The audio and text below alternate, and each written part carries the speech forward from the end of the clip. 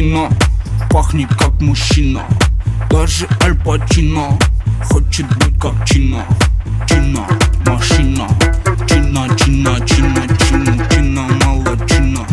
Чина, не молчина, чина, ты и есть причина пахнуть как мужчина. Чина, братан, в шапане, круто пахнет на коне. У него огромный план. Чина, братан, Чингисхан. Сендер қанағаттандырылмағандықтарыңыздан. Сендер қанағаттандырылмағандықтарыңыздан. Сендер қанағаттандырылмағандықтарыңыздан. Сендер қанағаттандырылмағандықтарыңыздан.